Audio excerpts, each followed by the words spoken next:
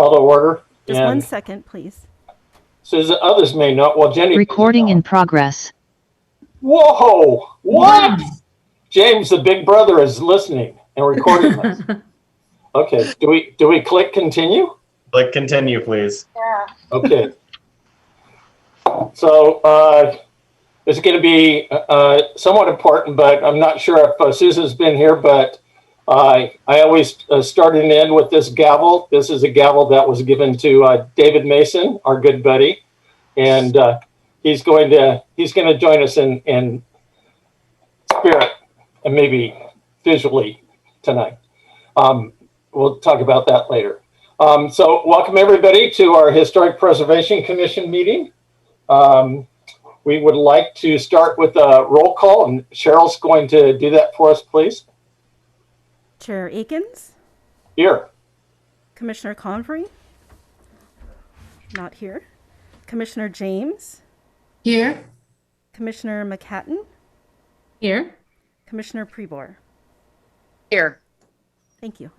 Excellent. And if James will switch us over, and if everybody can stand, please, for the follow me on the Pledge of Allegiance. I'd appreciate it. James, you got a flag first? There we go. Okay. Please follow me. I pledge of allegiance to the flag of the United States of America, to the republic for which it stands, one nation under God, under God, indivisible, with liberty and justice for all. Liberty and justice for all. Thank you all. Just a note that this will be our last mandatory Zoom meeting. Listening to the council the other night, Susan was there for that. As the 15th is the magical opening update. And I think the Planning Commission is the first one that actually gets to be live, but there will still be a Zoom option available, Lucas? Yeah, that's actually, we've got that reserved during commission member reports for us to talk about that a little bit more. Okay, great. I won't step on you then. Thank you. Okay. Before we begin, we have a new commissioner that has been seated. Jenny, can you tell us just a little bit about yourself, if you would, please? My name is Jenny Prebor, and I live at 607 North Signal. I've been living here full-time for, my one son started in 6th grade, and he just graduated. So that long. And we have an historic property with, well, we have an historic property landscaping wise with an olive grove that's you can see it from North Signal Street as you go up towards the trail. And that's one of the interesting things about our property. And I have a shop on the arcade called Blanche Sylvia, which is a dress shop. It's right next to Ojai Ice Cream. And I started that the first year that the boys were in school here. Wow. Can I share anything? Oh, is Jenny Yeah. done? Yes. No. I was just going to say, I also, some of you may have met my husband, Fred Fisher, who I think Brian and he had some conversations about the museum, and he's done a couple of houses he's an architect and has done a couple of houses in Ojai, and is just finishing up the new buildings after the burn down, the disaster of the Thomas Fire at OVS Upper School. So that will be happening in August. And, the history of that school kind of ties into a lot of what you've been talking about the history of the town as well. Excellent. Well, welcome. Thank you. We're thrilled to have you here. Susan, did you have a question? Oh, Jenny, I always wondered who bought the 607 North Signal property, because I used to live there for about 3 years. Oh, I've met so many people who lived on this property. I have to tell you everything that happened there. It's quite a history. It's a real historical property. Yes. I've heard lots of stories, and I'd love to hear more. And Brian knows that my husband and I had done research at the museum when we first got the property, and we found thousands of horseshoes here. Wow. So we didn't know if it was like the mail route or I don't know, but I'm sure there's a lot to discover about this property. Yeah. Yeah, it's a wonderful property. Glad you have it. Yeah. Great. Thank you, Susan. Nice to meet you. Nice to meet you. Public communications. Public communications submitted by email will be provided to the Historic Preservation Commission at this time. I believe we did receive 2. Matters raised at this time may be briefly discussed by the commission and will generally be referred to staff and are placed on subsequent agendas. Under state law, other than for emergency items, no item can be taken at this meeting. This is just for items within public communications. Cheryl, do we have any public communications, or are they for a specific item? We have no public communications at this time. Okay, great. Thank you. Museum representative report. That's just as a matter of information. I first started sitting with the Historic Preservation Commission many years ago when I took David Mason's spot as the museum representative. The museum representative used to be someone that sat with us on the days and was there to provide information, historical information, or take action items to go and find that. And so it's still around. So I asked Wendy, our executive director, and she said, currently we have the Ojai master photographers, and that is kind of an art and a historical, and it's wonderful to see those pictures and also see photos of people who live in Ojai but went out in the world to take them. Let's see, we will be open Friday, July 2nd until 8 o'clock. I think Susan knows that that's part of the now first Friday. Used to be third Friday. Are they still doing first or the third, Susan? Do you know? Or is it just first now? No more third Friday. It's first Friday. And one of the reasons was because other small cities have first Fridays as well.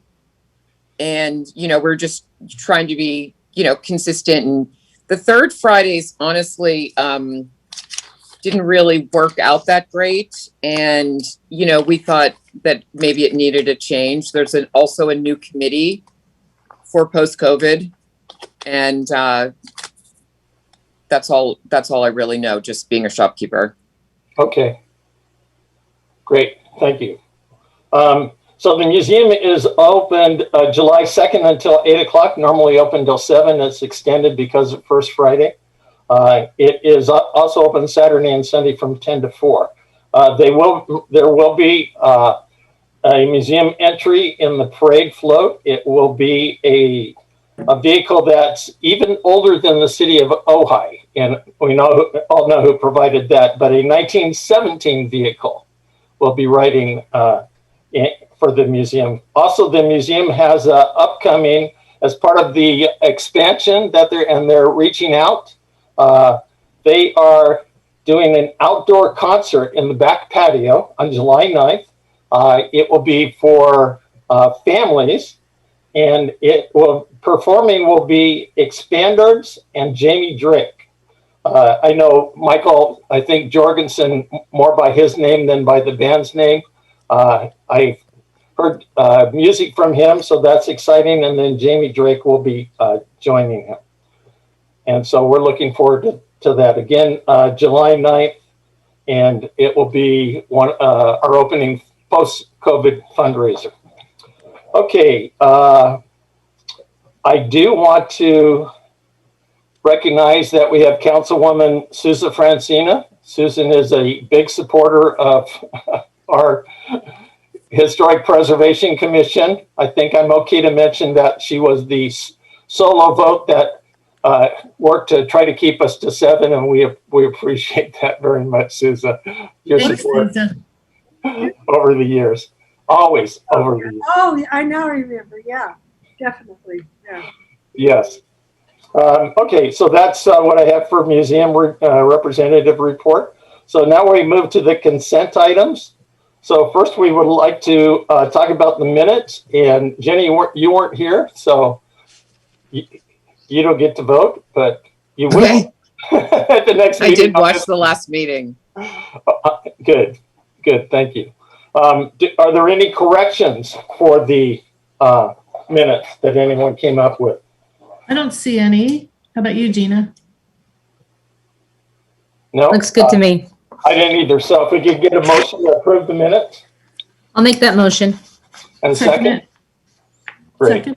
Thank you, Valerie. Cheryl, so we have a motion by Gina and a second by Valerie. Okay. Akins, Yes, Convery.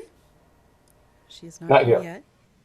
and she James. wasn't here at the last meeting. Oh, yes.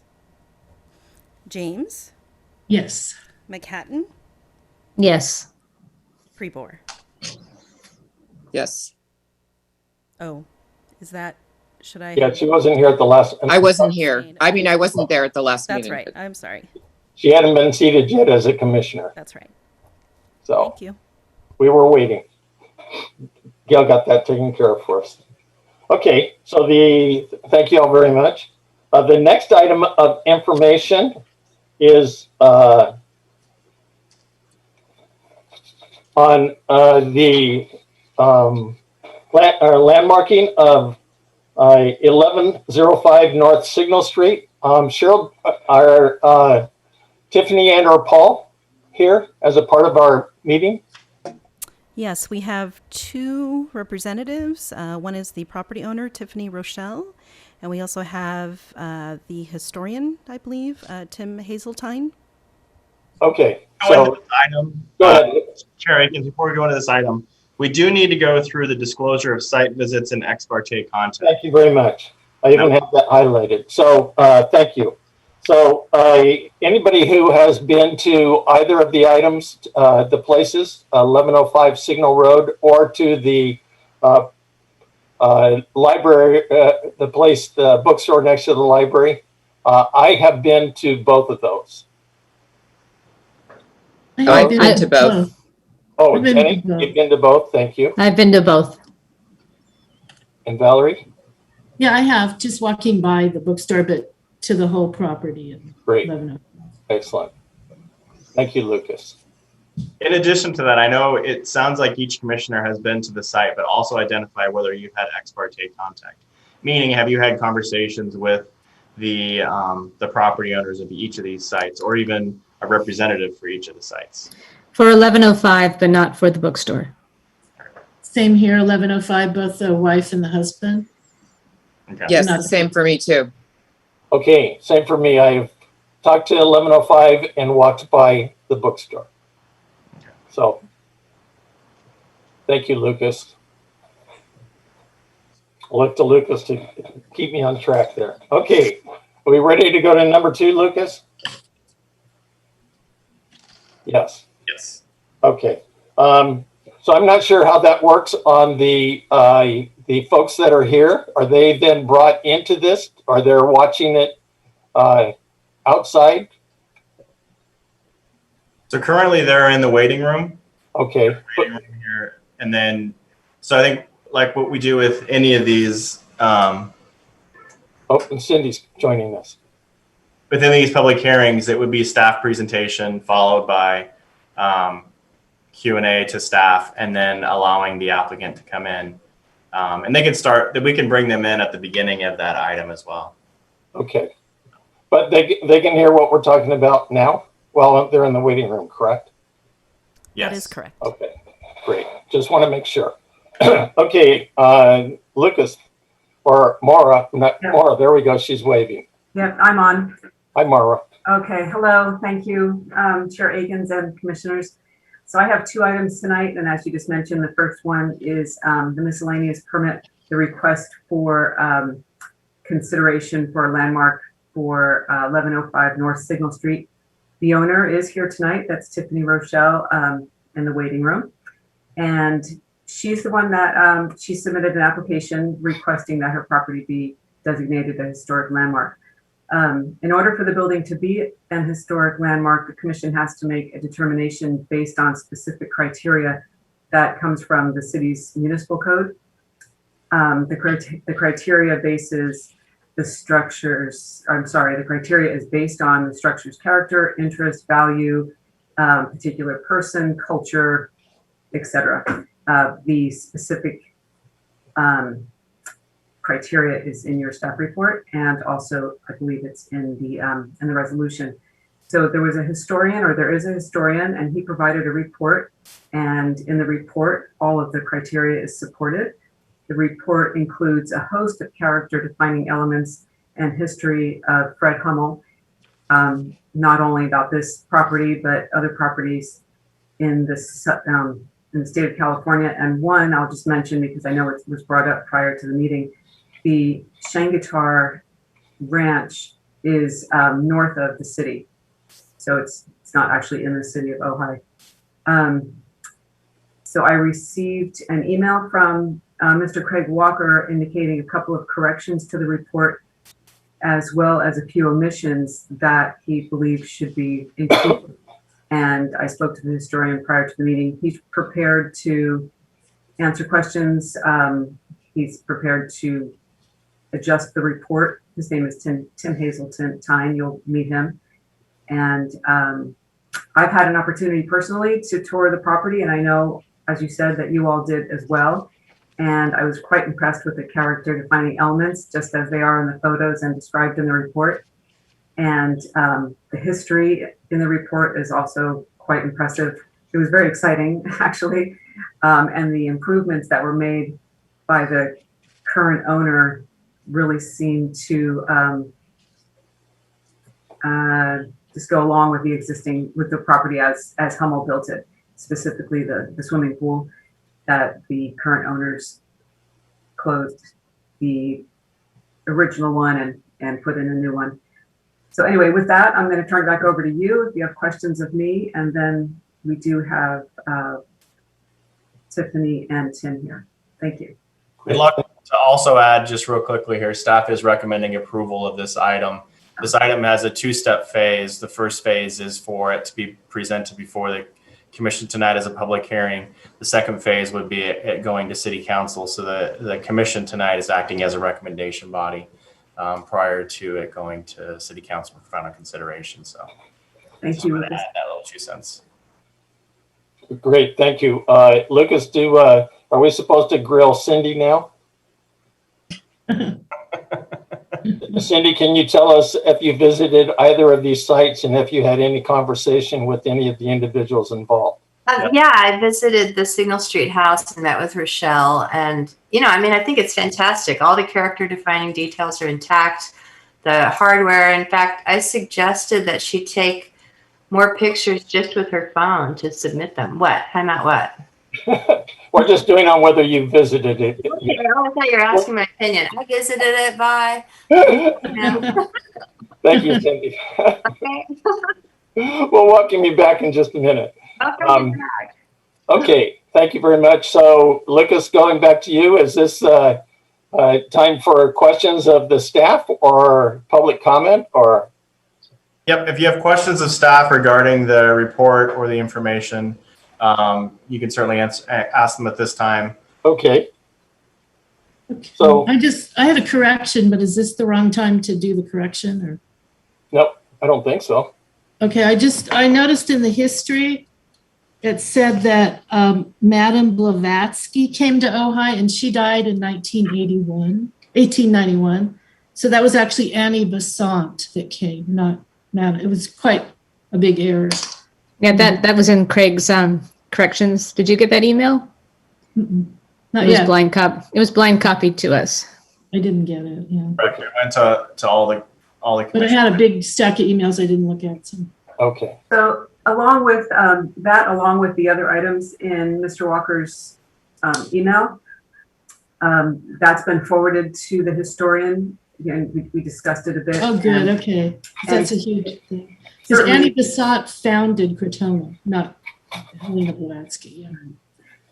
So I was just going to say that, of course, I'm here to answer any questions, but if I can't, or if it's something to do with the report that needs to be addressed, corrected, or added, that once you're finished with me, then we can also talk to Tim Hazeltine. Okay, Great.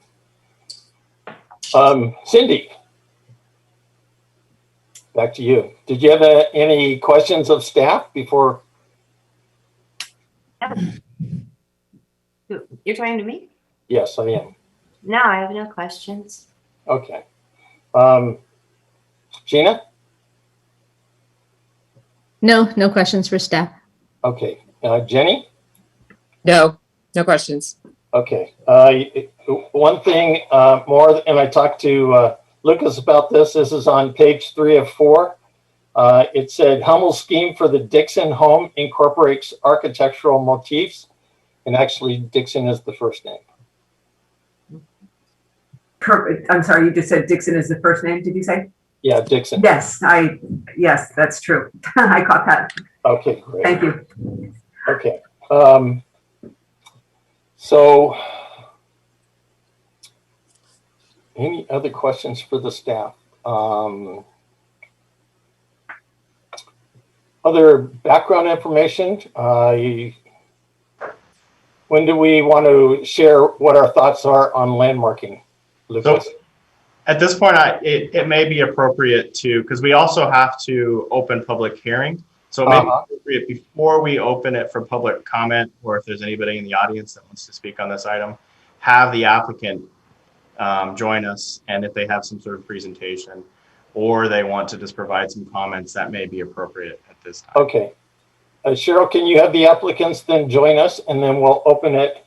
Well, we open the meeting for the public hearing, open it for public comments. We have 2 individuals in the waiting room and may have public comment. I'm not sure if they're here to speak on this item or item 3, but I'm happy to bring them on and we can check with them. Okay, can we bring the owners in first? Okay. Our owner, Tiffany, in, and then she has Tim with her. Okay. And see if they have any information that they would like to share with us. Okay. There we go. And some of you already know Tim. He was here on a previous landmark adjustment request. So we're happy to have them both join with us. welcome. Thank you. Should I start speaking? This is Tim, or how would you? That's up to you and Tiffany.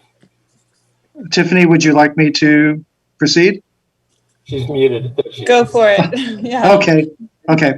Actually, apologies about the Annie Besant. When I looked at that, after looking at Craig Walker's comments, I was like, how did we do that? And we are aware it was a mistake. So the corrections he requested, we've actually already made in the document. I received a copy from Mara about 3:30 this afternoon or 4. And so we made those corrections already, and we'll be submitting that back to staff. And some of the additional information that Craig Walker had, we will incorporate that into the report. Essentially, most of what he suggested that we add. And I understand there were some questions about Shantagar. So late today, I sent a link I found to Mara. I'm working. I actually wasn't expecting to be on the meeting at this time today. So all the job files for the project are up in Santa Barbara, so at our office. But I did send a link that had some information about the Shantagar house that Hummel designed. And it indeed is in the Ojai area. Okay. And so we made the corrections. We're going to incorporate most of the information that Craig Walker had requested in the report. It doesn't change the conclusions of the report regarding significance or eligibility for listing at the City of Ojai level as a landmark. Great. Thank you. But I'm here to answer any questions about any other aspects of a report or how we reached our conclusions. I'm happy to do that. Okay, Tiffany, would you like to go ahead and speak? Yes, hi. I feel like I gave a good tour to the majority of you. So I don't know that there's much to say, except that I think the home speaks for itself. Our love of the home speaks for itself. And I just think we would be really great stewards of a landmark property. So thank you. Great. Thank you, Tiffany. Questions from anyone for Mr. Hazelton? I think it was an excellent report, and I can't believe how many criteria the property and the history meets. I think it's really good. Yeah, it's not a rare example of its period, but for the Ojai Valley, it's pretty Rare. substantial in regards to its expression of that sort of California ranch / new formalism architectural style. And it's kind of like mid-century modern too, right? Kind of all. Yeah, I think it's to what we would today call mid-century modern. Yeah. And it is interesting because, to some extent, because it's so well preserved inside. Often the exteriors are generally well maintained and original, but to have a lot of the original embellishments inside still present is fairly unusual, and it does, of course, add to the importance of the house as an example of its particular style. Yes. Yeah, and the views are really impressive. And the 125-year-old olive orchard that was planted by the Spanish, that's pretty interesting. Mm-hmm. Any of the other commissioners? Okay. Do we have any public comment? We have two individuals in the waiting room, Bill Miley and Craig Walker. Lucas, are we good to go to them? Yes, officially open public comment, and I would say allow each of them in one at a time. Okay, public comment was opened and we're ready to go. Is Mr. Walker up first? Yes. Yes, thank you. I would just wholeheartedly like to support this application. I think this is an amazing house. The first time I'd heard about the house, even from the time I was a boy living in Ojai, because my parents did know the Kellys, and my father was an architect, and so he was interested in new homes. But the first time I went there was for a festivals event, I think around 2004, when the Behars owned it, and I was just astounded by the open windows and floor plan and the beauty of the views, and intrigued about the connections between that style of architecture and Mexican architecture, Hispanic architecture, and how Hummel kind of built on that. And then I was really upset when a few years ago, when I sat on the commission, when it looked like the home was going to be demolished, and then pleased that it wasn't, and now super pleased that the owner is fixing it up and wants to landmark it. I just think that's wonderful. And also Mr. Hummel having the connections with Ojai, graduating from Nordhoff High School in 1945, and all of his influence on architecture in Ventura County and Santa Barbara County, and then being the state architect as well as the project manager for the Reagan Library. It's just a real jewel. And the fact that there's so many connections between that property and the Ojai Music Festival, I almost think it was designed and built with the intention of being a showcase home for events and activities connected with the festivals. And the fact that the same architect using the same rough style did the festivals building in 1964, I think that's just a great tie-in with downtown Ojai. So again, I really appreciate the owner taking this step, and think it's just a wonderful plan, and I support it 100%. Great. Thank you, Craig. Next speaker, Cheryl.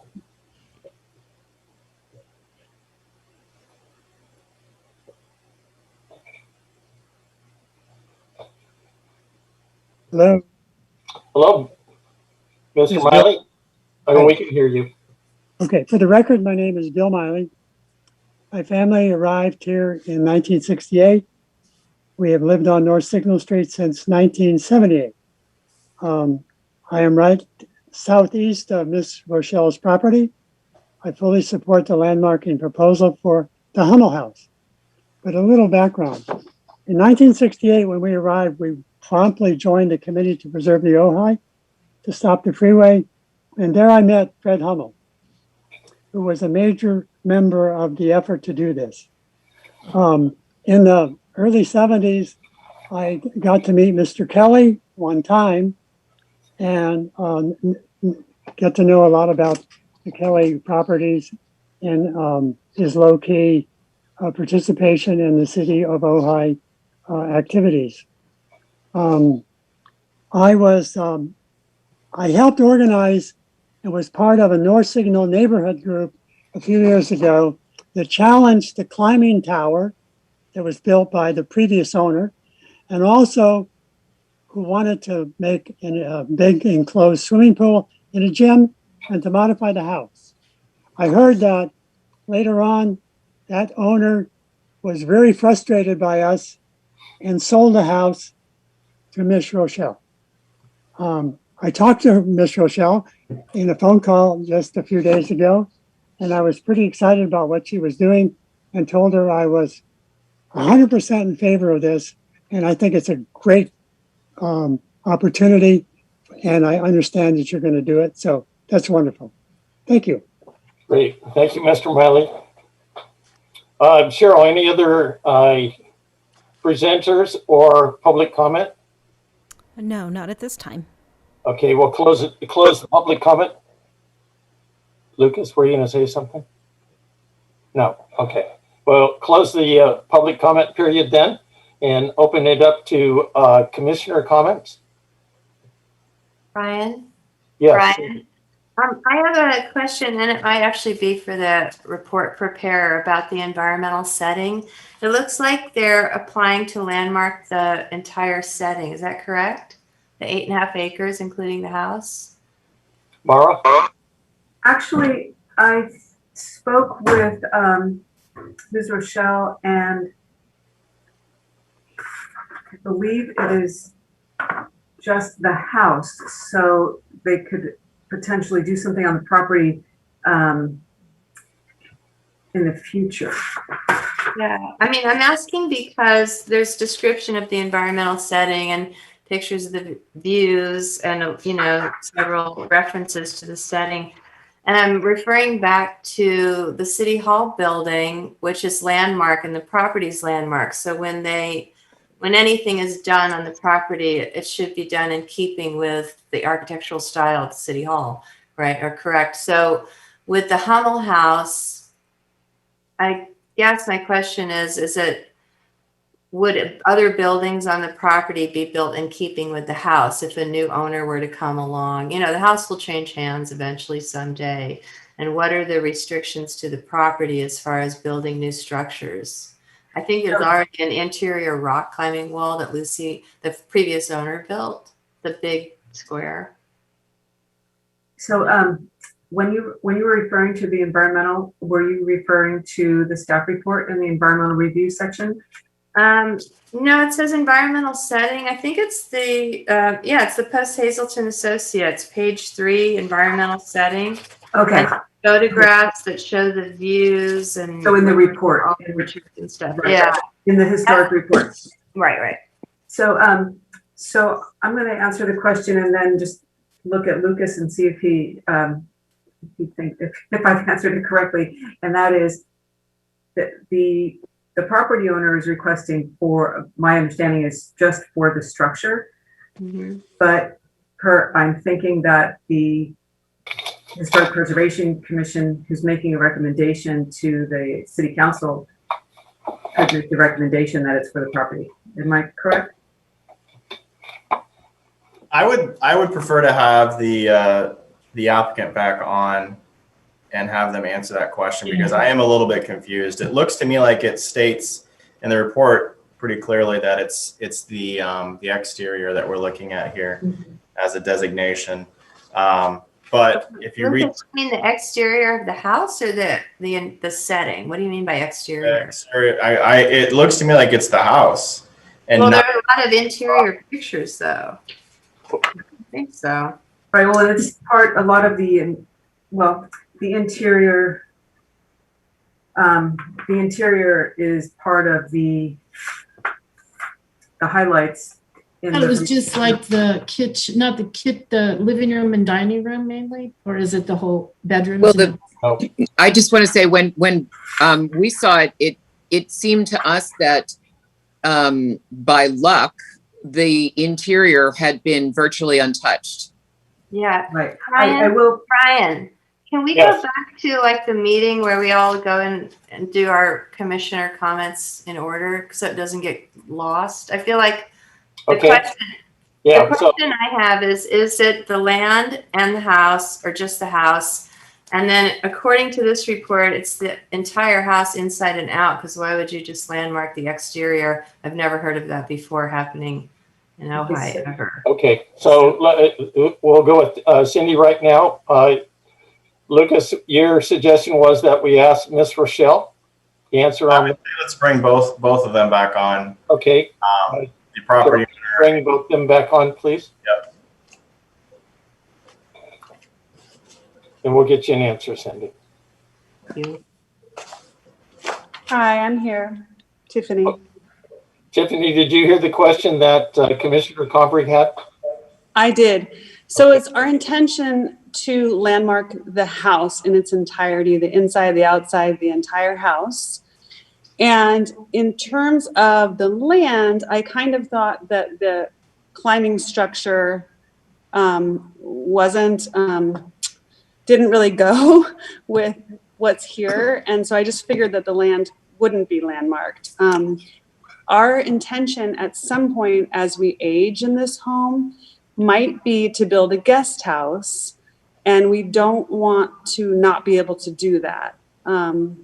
So if landmarking the property would keep us from doing that, we wouldn't want to landmark the property. Yeah. Tiffany, my experience with this has been when the property's landmarked, that any new buildings have to be built in the style of the original landmarks. You know, they have to incorporate character defining details and be a complementary style.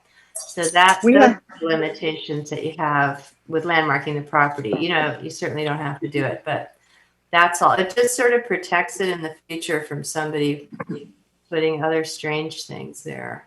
Right. I think my husband and I would definitely keep it consistent with this home. And I hear what you're saying about maybe future people not doing that. I have a practical question. Is there I know that there's like a tax benefit to us to landmark our home for a while. And I just have a question, and you may not be able to answer that. If the whole property is landmarked, is there a difference? Yes, because the house has a different basis than the entire land. You know, that your parcel, it has a certain tax basis, and then the house, they would divide the two. They would divide whatever percentage the house is away from the land, and that would be your Mills Act. Got it. Okay. Right. So yeah, you get it's a better tax wise if you landmark the whole thing, but then you have the restriction of whatever you want to create needs to be in the style of the main structure. And honestly, if that's your goal, which I believe it is, because you guys are super into this understanding of the house, then it's only going to protect it going forward, protect that property. You know, so I recommend it. I mean, that's my personal, after I landmarked a couple houses, and that was my experience. Okay, we would like to landmark the entire property. That was easy. Okay. Great. Thank you, Cindy.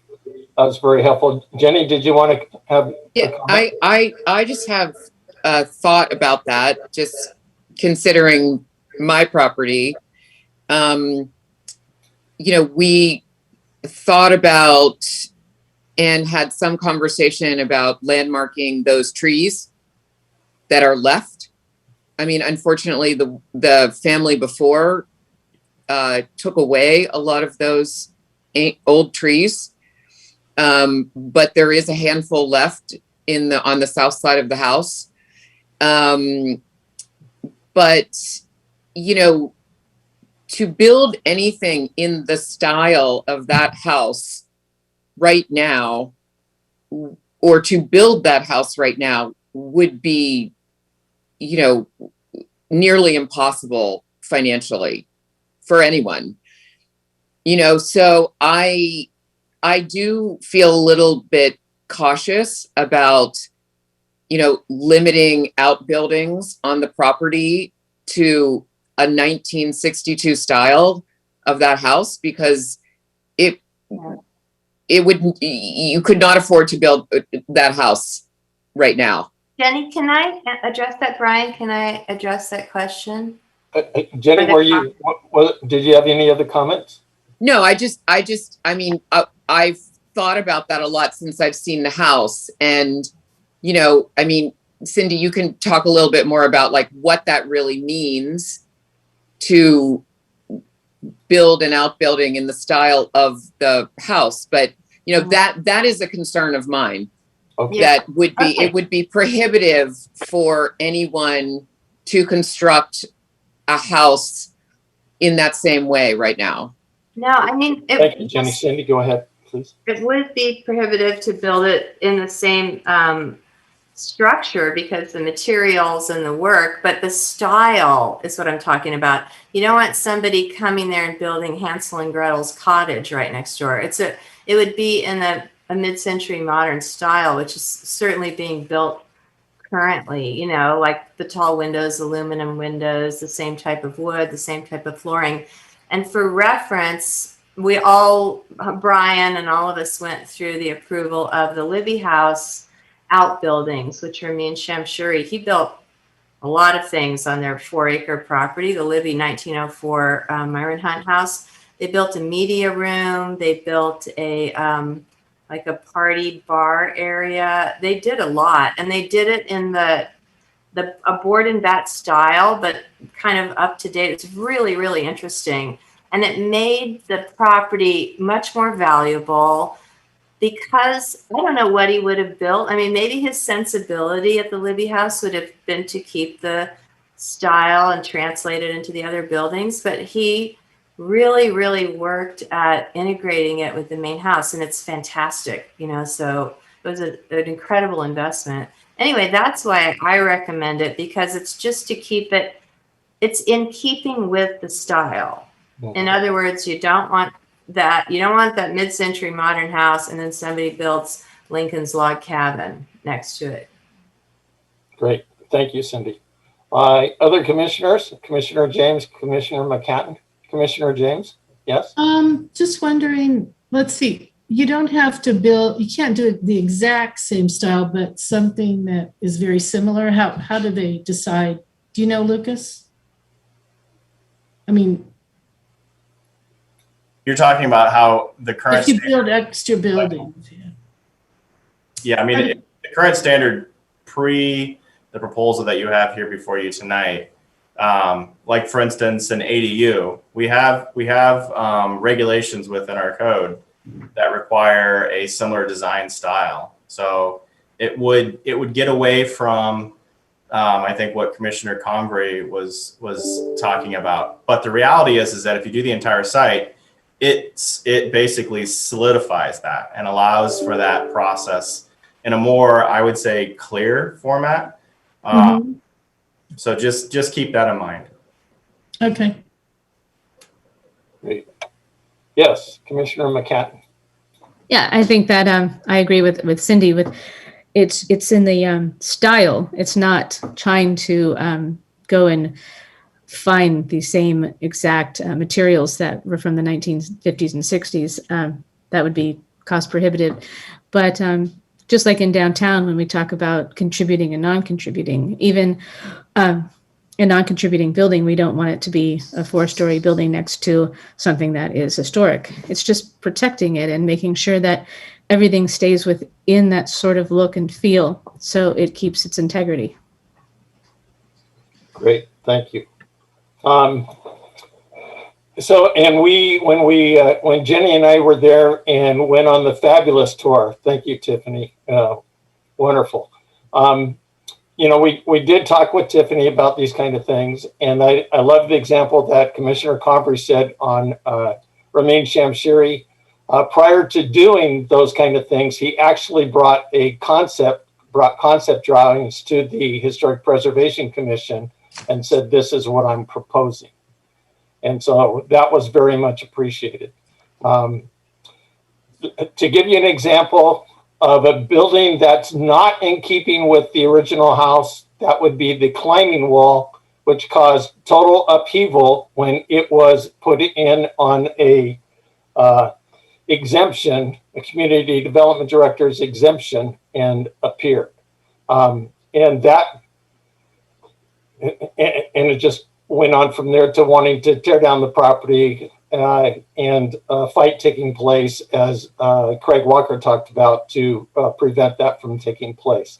And so Tiffany, and when we talked with her, said people were always thanking them for preserving this property. And I think Jenny and I were also in line for thanking them for preserving that property. I know I was. So thank you for that. And we're excited. I do have one thing, and I mentioned it earlier. So Mr. Mason, who was a very good friend of mine, passed away in July. This is a watercolor painting that my wife did of him in the last year. It sits above the desk here. The reason I'm showing this is because David was heartbroken when the prior owners came to the city and said, "There's nothing historic about this house. We want to tear it down." And I talked to Dawn Teeting, who was a really good friend. I talked to her yesterday. And so I brought David here because this was David's one of his biggest desires was to see this house landmarked. And so that's why I have David joining us now in memory. So Thank you. Thanks for that, Brian. Yeah, I Worth it. agree. Thank you for that. That was very, very nice addition. And your wife is very talented. Oh, thank you very much. Yeah, it was great timing. I think she painted him about a year before we passed away. We knew he was not feeling well, but we hoped he would be around for lots of years after that. Did he own the flower shop? Is that the same guy? He did. Okay, I remember him, yeah. And we, Councilwoman Francina and who grew up here, we've been here for 40 years. Many of us all made the trek to the flower shop for Christmas to pick up an ornament as a keepsake for the rest of our lifetimes. So, very much. There's so many levels when you go to this house. You could focus on the views and just draw dropped at the views, and then you could go one step further, like in, and you can look at the windows, and you can go, wow, and the flooring that is the continuity that's brought through from the outside to the indoors, and then back outside again. The way they just did such a beautiful job, but then you can just keep going and looking at these details, like the artwork that was done by I think it was a POW that Tiffany explained to us. That artwork is the murals are just so beautiful. But then you look at the little hardware that's all different, but has this continuity that runs through it. And you can go to tiny little to like things that don't even work anymore that they kept in there, which is miraculous, like the weather station knobs and everything that controlled everything, that just looked so interesting. And even the seals on the inside of the aluminum sliders that date. The seals look, like new. It's so interesting, but you can go from the biggest features down to the tiniest features. And there's just so many reasons that I would want to make sure it's protected. And they did such a beautiful job. So yes, thank you to the homeowners, because it's just it's a beautiful home.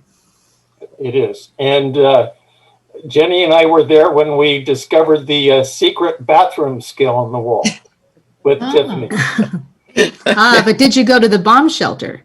Because No, Cindy we and I, missed and I went to the bomb shelter. We missed the bomb shelter. We missed that part. Good to know. Good to know that, someone in town has the bomb shelter. just let me take a moment out and ask Jenny a question. I started coming all those years ago to hear all of the stories that were told, and being on the tour with Jenny was opening in the fact that they talked about the olive orchard and that they, in essence, share. Can you share that, Jenny? Well, it's a continuation of my orchard, and it went all the way up to that property.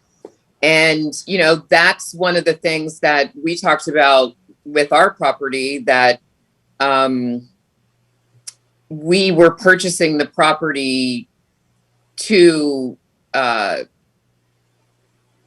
don't know if preserve is the right word, but to maintain the olive grove and those trees, because they were historic and they were important. And so many trees had gone missing from our property and from that property as well. So, we just felt that the olive grove went the whole continuum up to that house. And what did we say, 125 years old? Brian, I think that's what it was. The trees are 125 years old. So I think this year, if Tiffany's still on, that it's the same trees that we have, the same type. 125 years old, yeah. 125 years old. Mm-hmm. So unfortunately, one of the things that, was on our mind when we were there was, what were the circumstances, with those trees and that property and that home with the previous owner. We're obviously all very thankful that Tiffany and Paul discovered this place and saved it, but we also lost quite a bit. And, when you talk about like adding things to the property, I don't know whether Tiffany has any original landscaping plans of the property, or, it would be interesting to, see historically where that grove went right through almost 20 acres. There we go. Some research to do. Thank you. I'll do that. Excuse me, Thank Chair you. Akins. I do want to let you know that it looks as if Mr. Hazeltine has raised his hand. So I'd like to let you know. Okay. I'm like, yes. Lucas, okay to bring Mr. Hazeltine back on? That is up to the chair. Okay, then please bring Mr. Hazeltine back on, please. Hello. Actually, I just want to make a comment about, and actually it's been well addressed by the commission members, but, generally when you're adding new structures to historic property, as several have noted, you want those additions to emulate the original building, but not copy it. So you don't want to create mini versions of the existing house. You want it to be sympathetic in materials, scale, massing, and general architecture. But you don't want to create the confusion in the future of what is the historic resource and what are later structures. And that's well enshrined in the Secretary of the Interior standards for the treatment of historic properties. So yes, you don't want to create like mini versions of the historic house, but you just want to make sure that those additional structures are sympathetic in material, scale, massing, and general architectural style. Great, thank you very much. Cheryl, is Ms. Rochelle still with us? Yes, she is. I would like to bring her back on just to get a clarification of the properties and what she wants to landscape. Please. Hi. Hello, Tiffany. So the question that came up earlier in this public hearing was what you prefer to landscape, and whether it was the whole property or whether it was the exterior and interior parts of the building. And I just wanted to once again get guidance from you.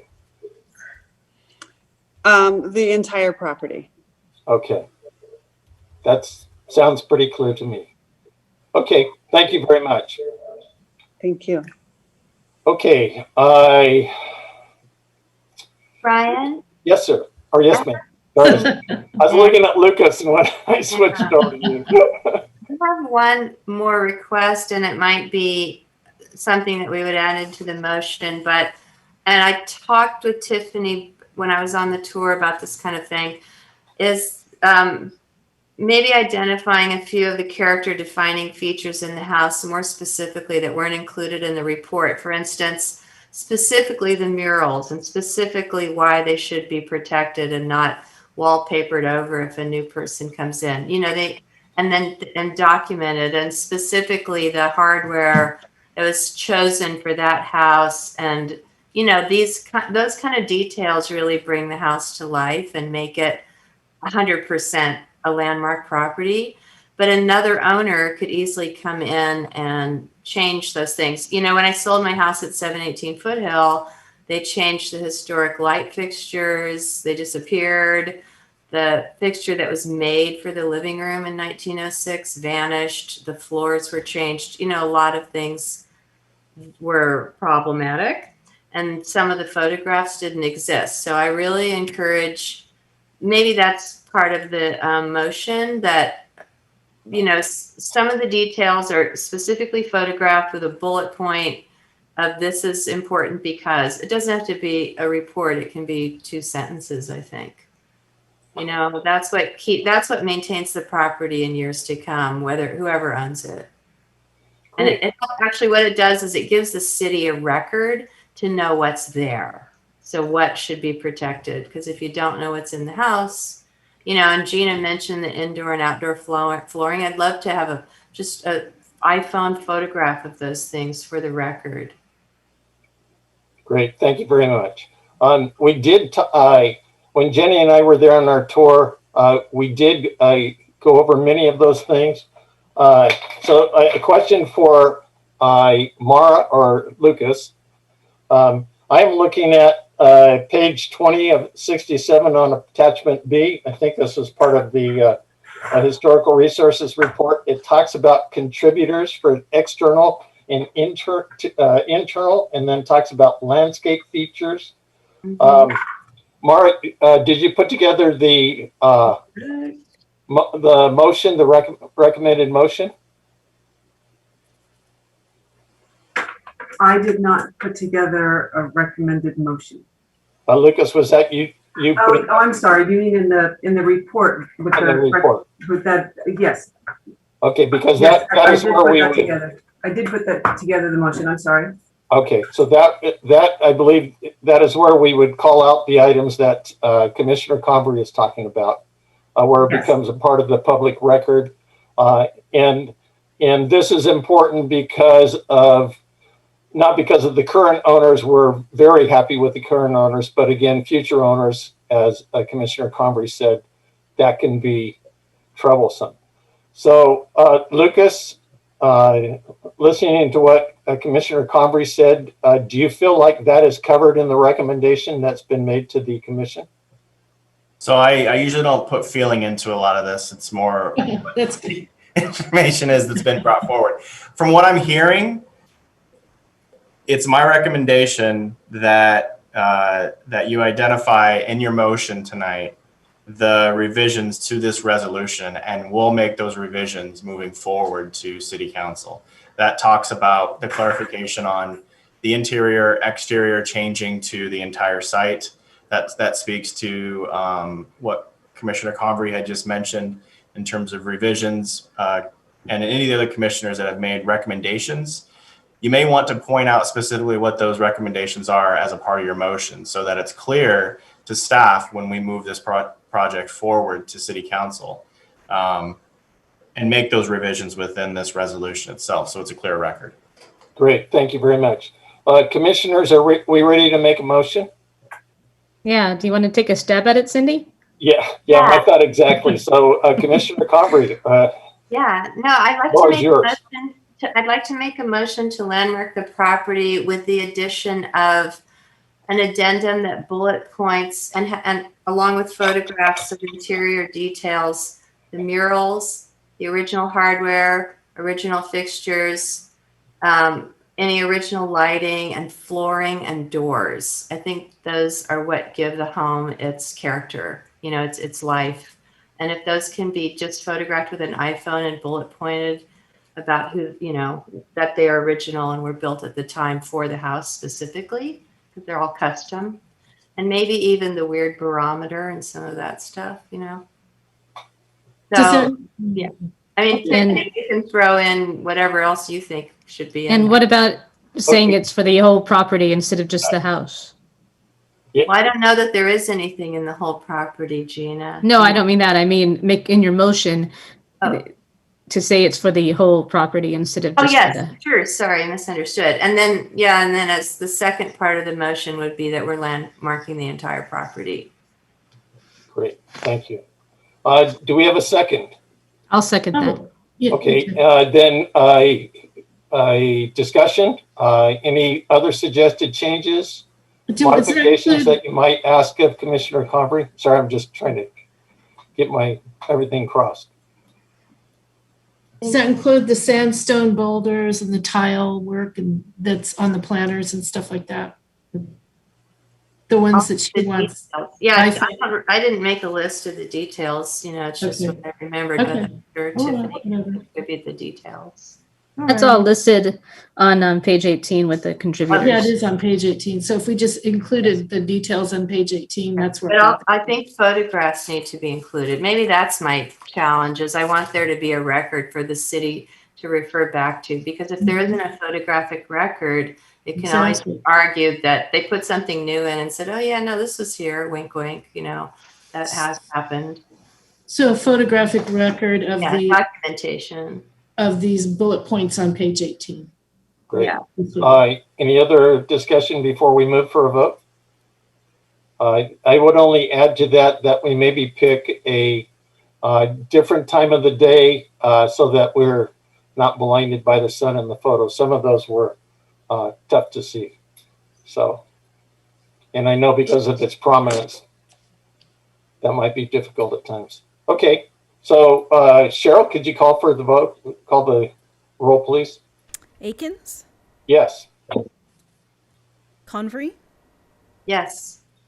James? Yes. McHatton? Yes. Prebor? Yes. Thank you. Well, thank you all. And Tiffany, congratulations. This is a big step. And from here, Lucas and Mara will redraft the resolution based on the modifications of what was just proposed.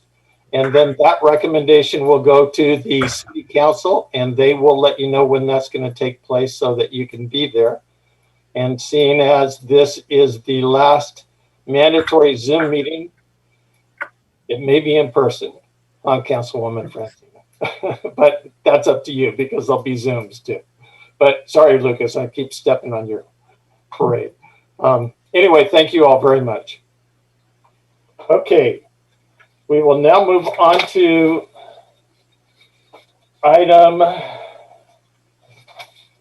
the next item for public hearing, and that is, I got papers everywhere. Item number 3, the proposed approval of a major work permit for a shade cloth for the pergola for the landmark Maravilla company. And Lucas or Mara?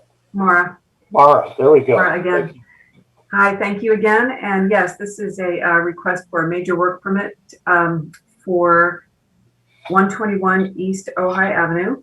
And this location is a landmark. It's landmark 21 of the Maravilla company. And it is the twice sold, I don't want to butcher the name of the bookstore, I apologize. But it is owned by the Ojai Valley Library Friends and Foundation Incorporated, and it is a secondhand bookstore. And what they're requesting, as you noted, is to cover the existing pergola, which is part of the historic landmark, with a shade cloth to provide shade for for their visitors that are looking at books that are outside. And the shade cloth example should be in your packet. We have a representative here from the bookstore, and the method of installation is also described here. The shade cloth would be wrapped around one side of the roof structure of the pergola structure and stretched across. It would not be hanging down in front or on the sides. It would just strictly be on the top. And having gone out to the site, as I'm sure you did as well, but imagining it there, you're not going to be able to see it unless you're standing under it. When you're standing under it, of course, you won't see the trees that you would see now through the existing pergola or from within the store. I noted that, but from the outside, you're not going to see it unless you're standing under it.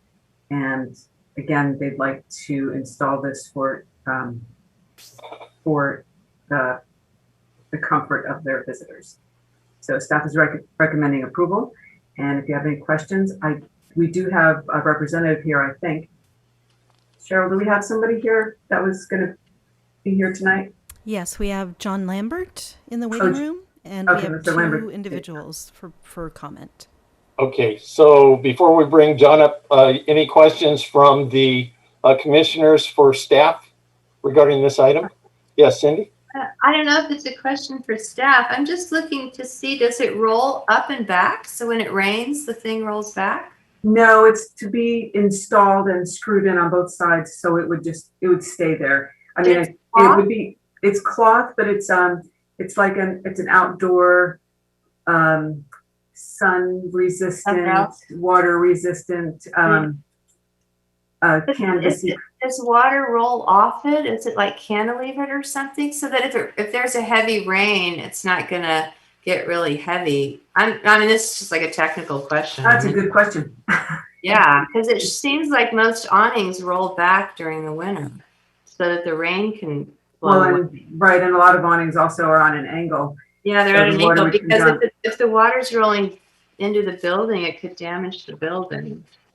I don't know. It just maybe the person who's in charge of this can explain that. It's a very good question, and it was not addressed. I would hold that off for the applicant. I think the applicant can speak to that.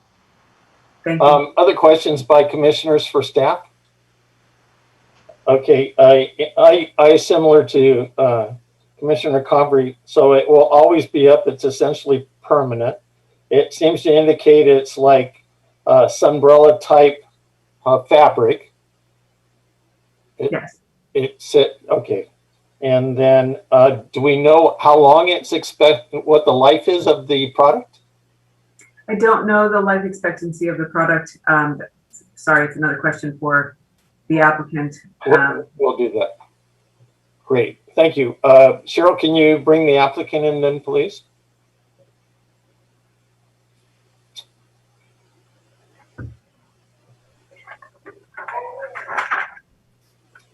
Hello, John. Hi, good evening, everyone. Nice to have you here. Thank you very much. We know you're a big supporter of this location. Thank you. And go ahead, please. The two questions that were raised, one of which we've talked about as a group, I do not have information on the life expectancy. Our expectation is that at some point it will need replacing, at which point we would then just replace it. So we don't have a fixed amount of time for that. The question about the rain, the pergola was put on with no pitch to it, either fore, aft, or on the left to right. Rather than change the structure itself, which was, went through the process with your commission, we felt we'd just cover it. The whole plan came about because of the strength of the sun during the summertime and the potential that it might rain again, which we were all hoping for. So that was the driving impetus behind the whole thing, just to cover it in such a way that would be least noticeable by any passerbys. We're hoping that it's stretched tightly enough rain will run off or can be poked off with a stick from underneath. But that's essentially the way we dealt with it. The cloth we chose was done because it is not only all of the things you've mentioned, but it's also highly fire resistant. There was a question about whether we could use regular shade cloth that is not as tightly woven. And I was informed by a person I talked with down at Green Thumb, actually, that we could find a fire-resistant cloth, but it is not anywhere near as fire-resistant because the open holes of the fabric allow it to become, more easily combustible. So this is why we've decided to go with what we have. Okay, anyone have questions for Mr. Lambert? Yeah, I do. Yes, Gina? Go ahead.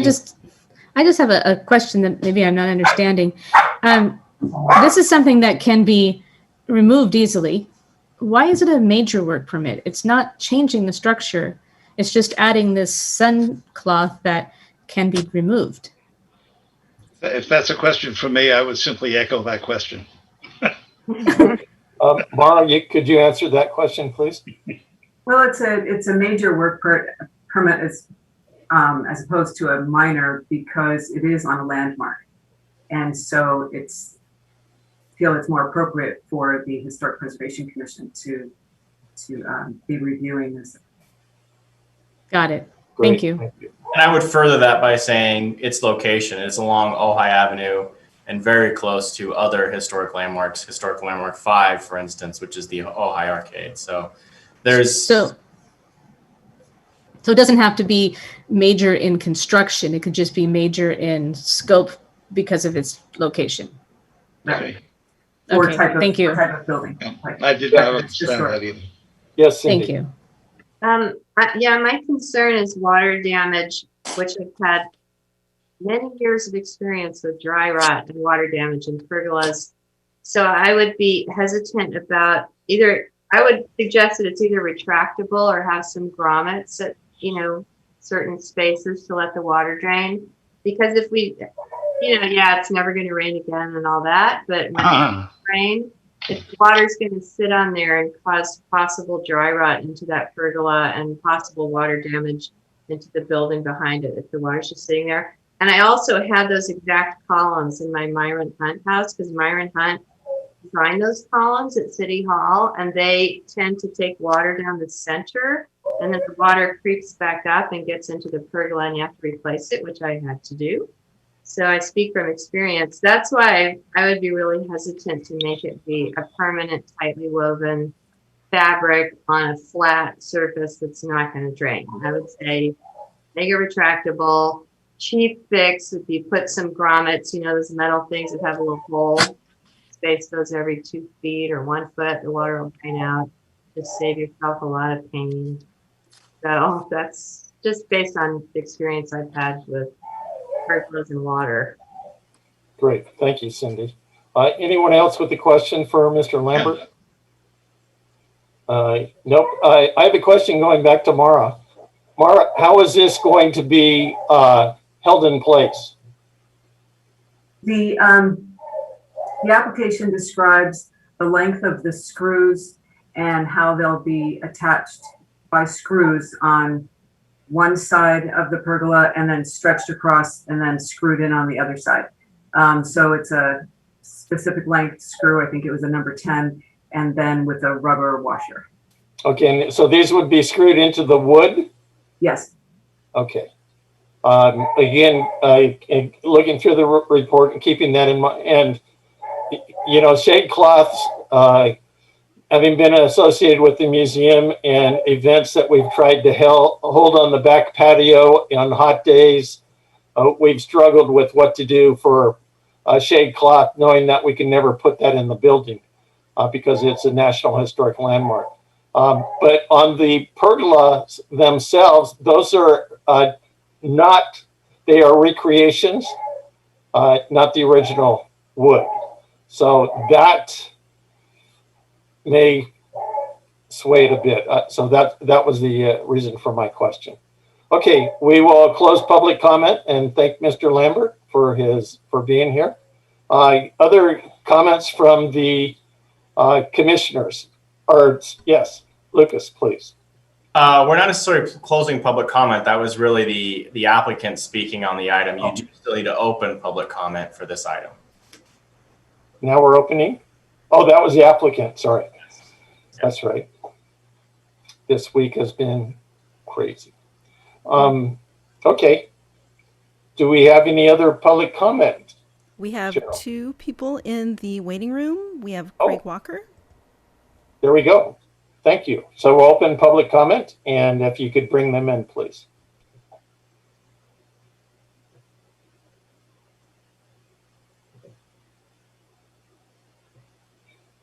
There's Mr. Walker. I don't have any comments on this item. Okay. Thank you, Mr. Walker.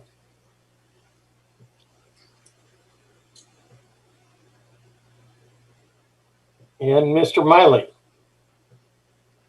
Waiting for his mute to disappear. There we go. I have none. I think it's a good idea. But I have, actually, I think it's a good idea. Okay, thank you. Okay, great. Thank you, Mr. Miley. Okay, now close public comment and commissioner comments. Who would like to speak? Wow. Okay. Well, I already spoke. Well, there we go. You did. I asked my questions. Okay. So are we ready for Wait, yes. I have one comment. I don't mean to be a giant pain, but You're not. Thank you. I feel like there's the white Spanish wall, which is on the library. It's on the playhouse next door. It's very consistent. And then there's the red tile roof, and then there are brown wood elements and some tile elements. And I really feel like the pergola fabric might be better if it was the dark color of the pergola wood. So you wouldn't see like stripes, like dark wood pergola, light fabric. It might be a little busy, that light color, just for that area.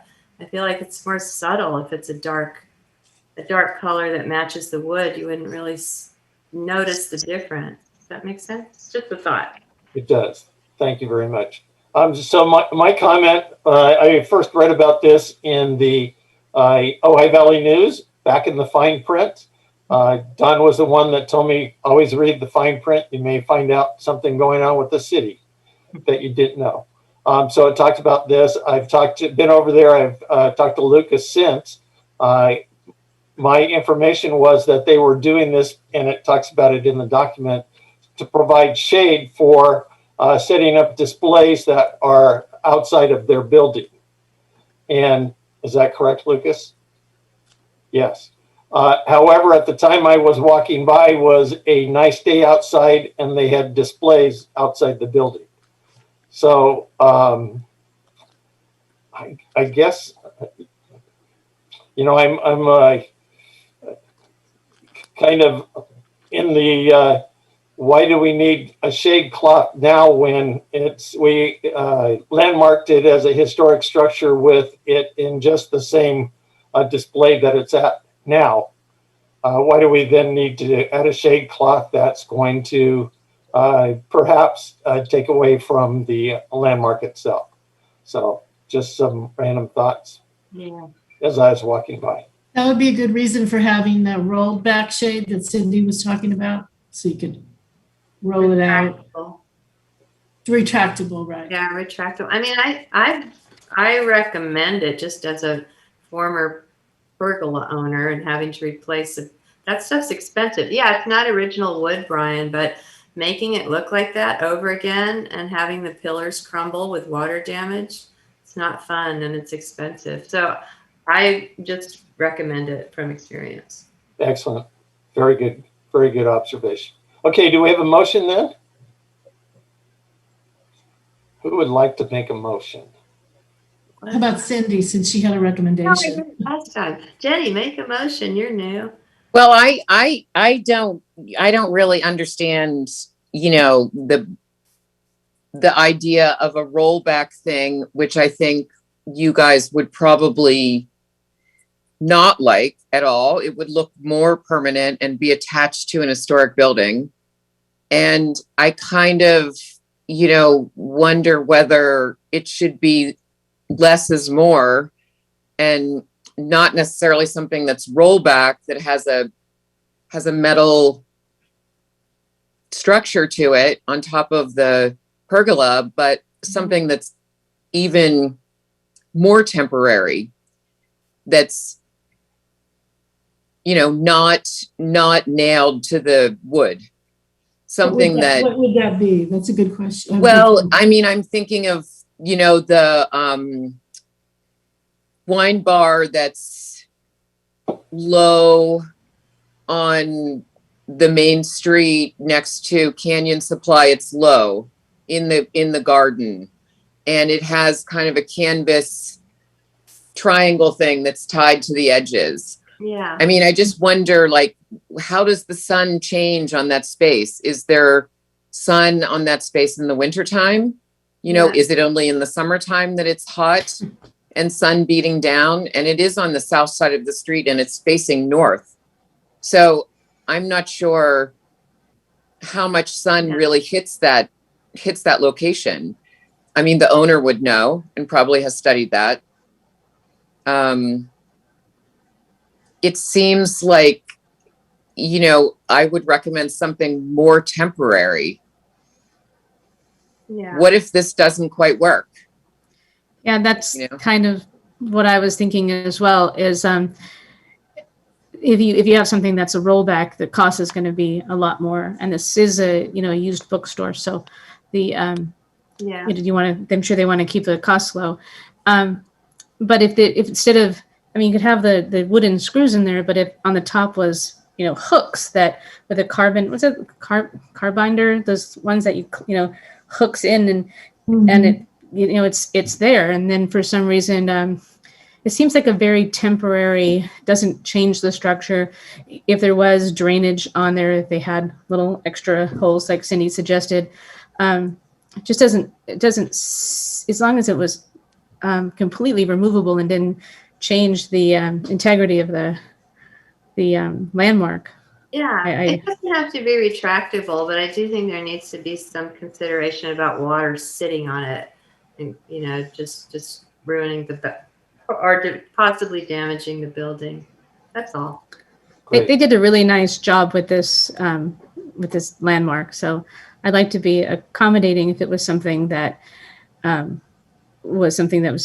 could be easily removed, and that was made in a way that it wouldn't water damage the structure. Sounds like a motion. Would you like to make a motion there, Gina? Well, just that. I would like to make a motion that if they could possibly make it so it's not permanently screwed, screws aren't permanent, but instead of screwed in there, made in a way that it could be removed and not hurt the structure either by installation or by water damage, by allowing drainage, then I would make a motion to do that. I second that. Yeah, I second that. Yes.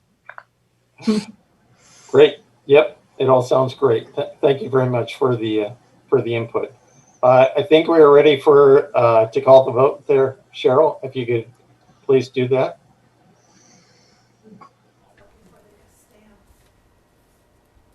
Akins? Yes. Convery? Yes. James? Yes. McHatton? Yes. Prebor? Yes.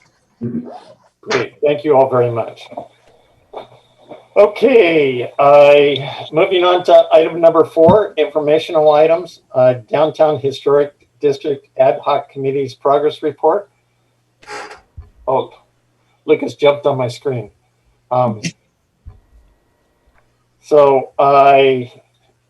Lucas, do you have a staff report? Anything you want to add? Nothing to add aside from, I would say we had a pretty lofty update to the progress that's been going on with the subcommittee with Chair Akins as well as Commissioner McHatton and Craig Walker working through this historic district proposal, I would say at this point.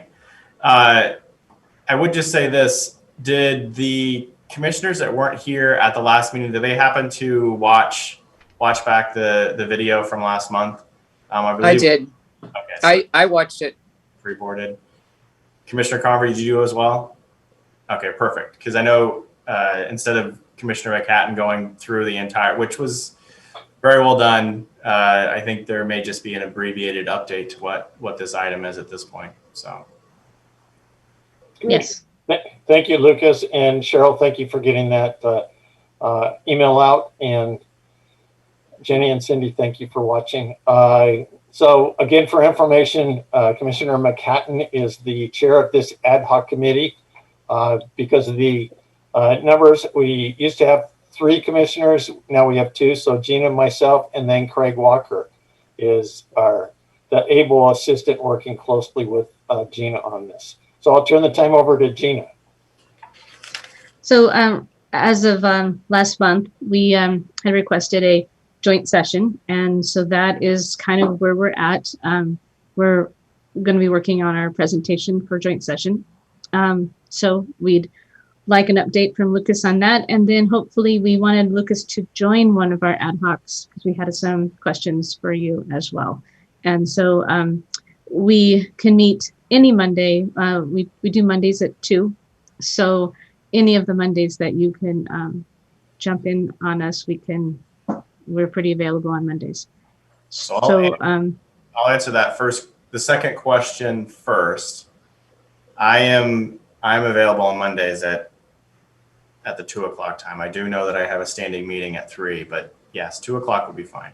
In person or virtual? It doesn't matter. We're all fully vaccinated on our little ad hoc, so whatever you would like to do. I'm fine with in person. Okay. That would be good. Then we could come and meet there. Okay. Yes, go ahead. I was going to then answer the first question that was asked of Commissioner McHatton.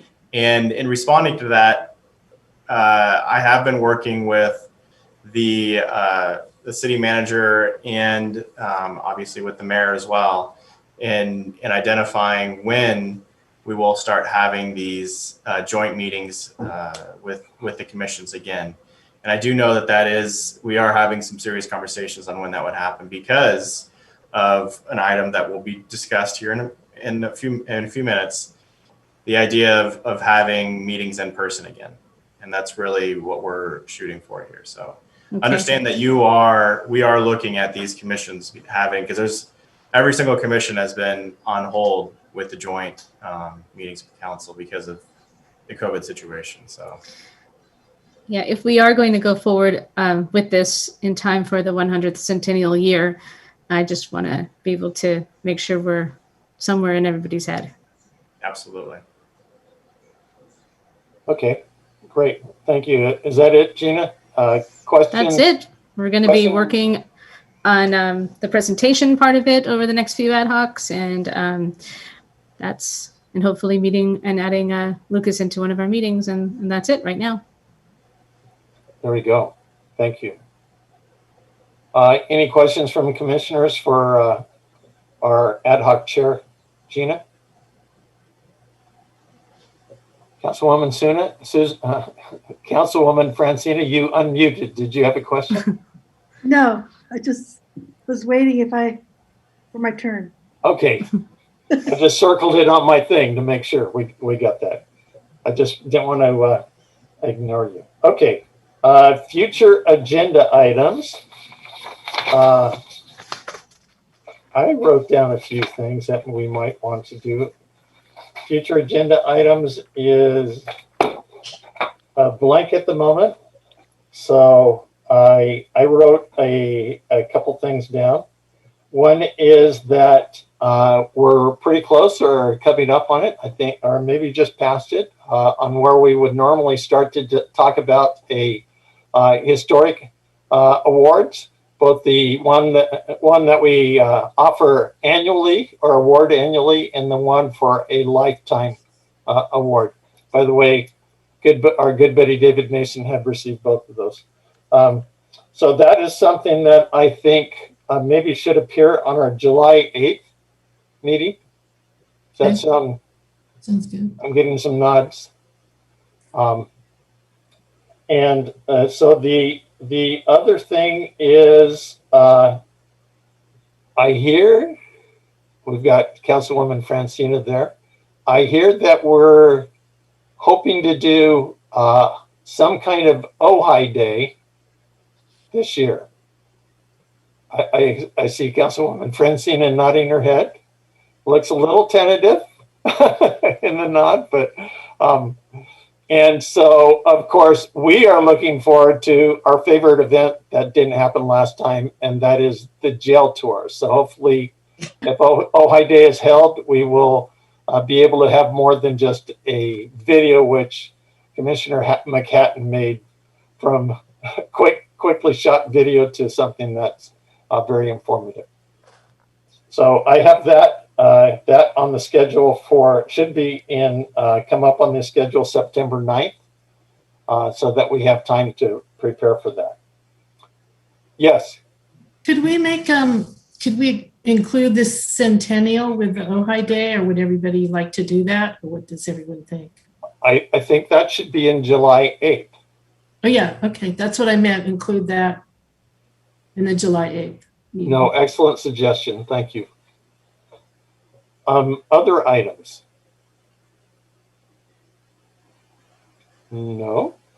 Okay. We will then go to the planning report. We received a verbal report from staff on current planning activities that potentially involve historic preservation. Yes. Are we Rochambeau, or did we lose? We lost Mara. So I guess you're it, Lucas.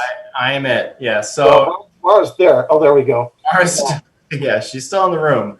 There she is. Turned off her video. So we still have an application that's in and incomplete at this point for a site, and it would be for a Mills Act. We just haven't received all the information to take it forward at this point. It's an incomplete application. So there is a pending application out there. It's just a matter of when they're going to be moving forward.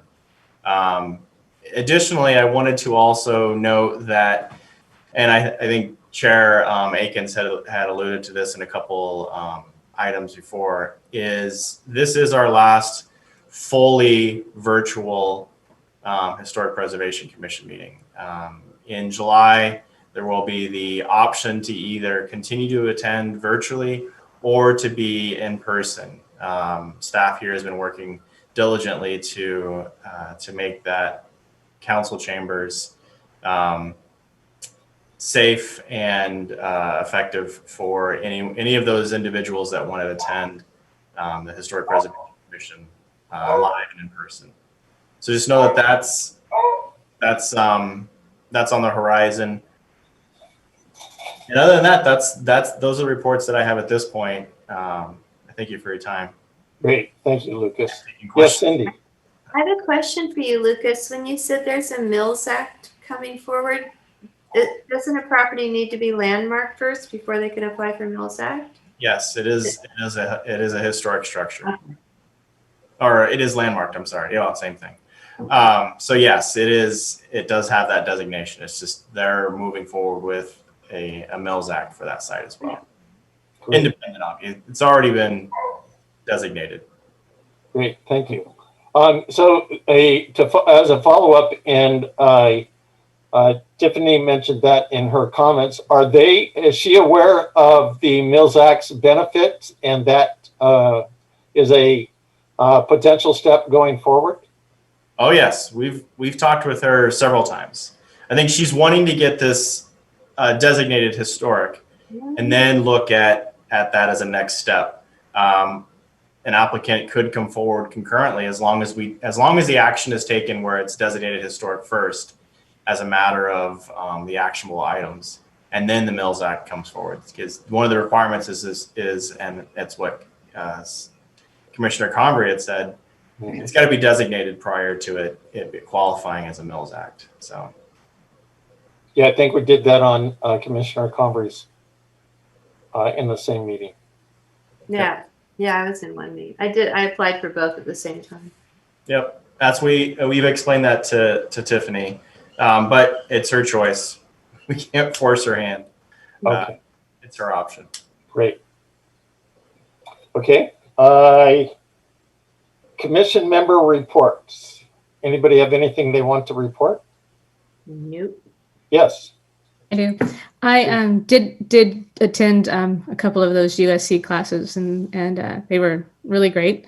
There's just so much right now. I know this is the end of COVID, but that's out there that's for free right now. The National Park Service has ones that are going on right now. USC has this Visions and Voices. I just went to one on late modernism. The California Preservation Foundation is having their 3-day conference right now, and all of them are up to watch. And there's so many free resources to learn more about preservation. So if anyone's interested in any of these things, we can somehow communicate through through each other, but somehow through the city to I can send links or things that I have found if anyone's interested.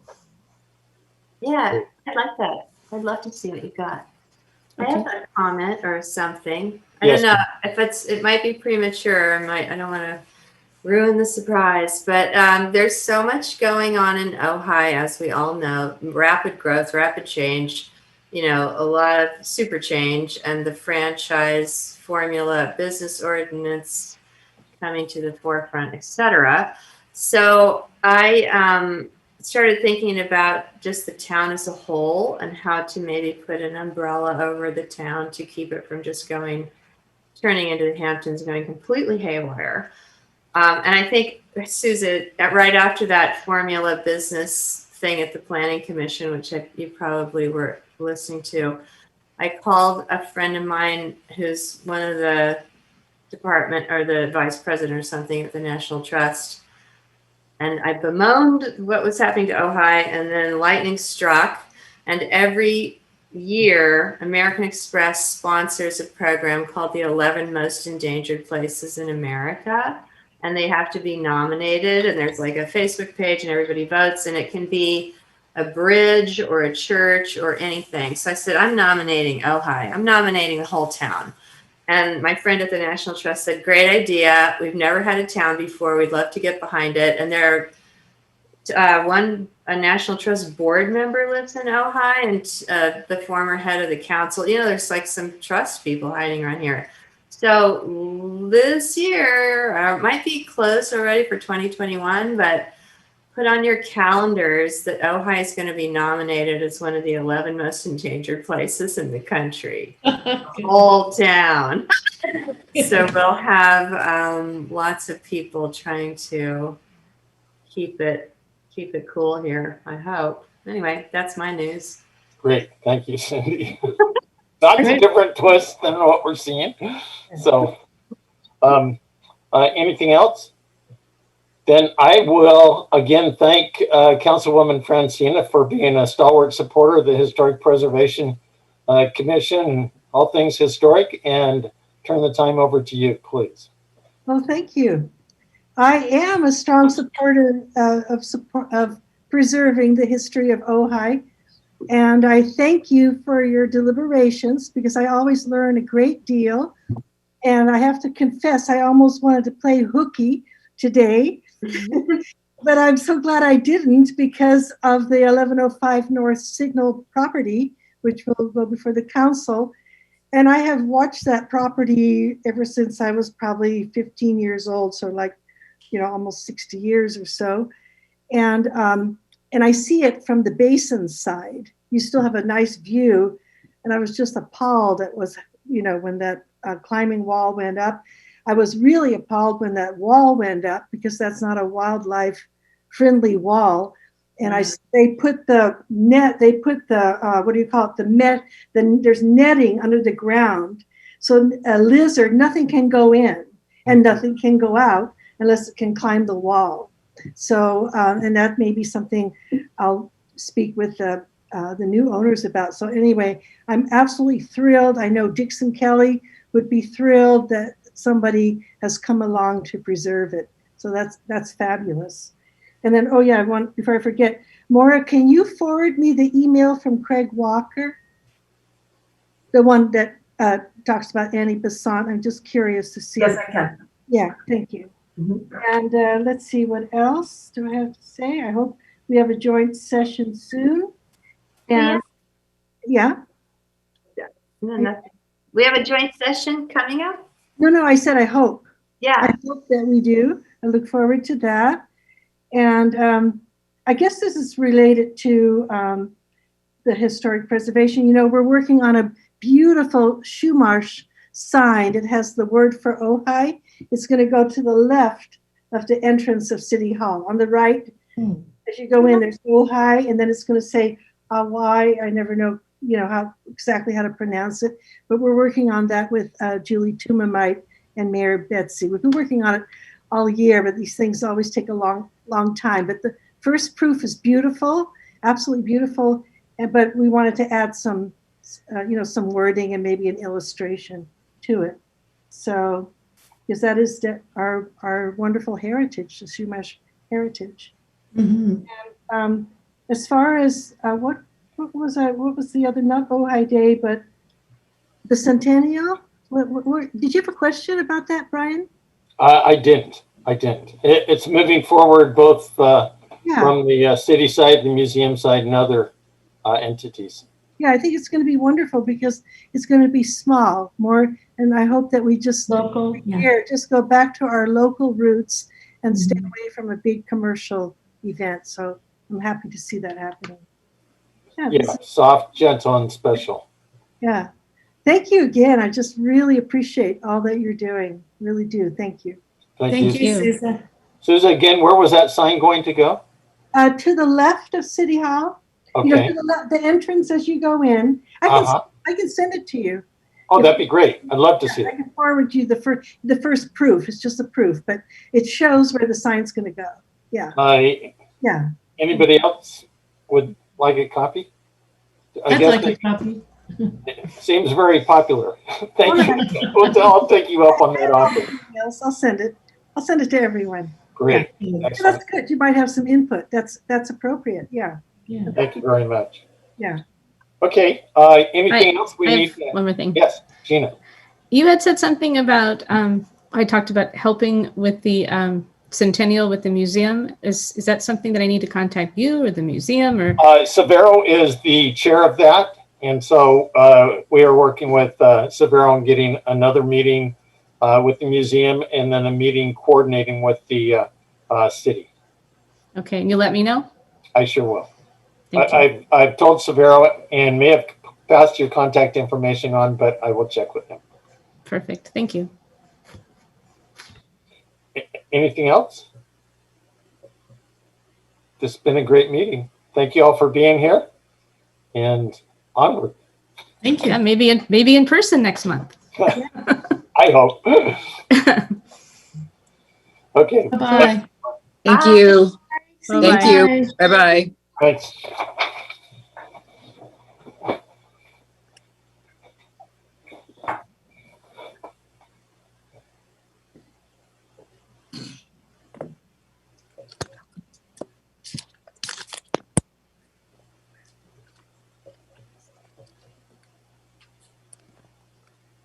I'm used to closing the meeting.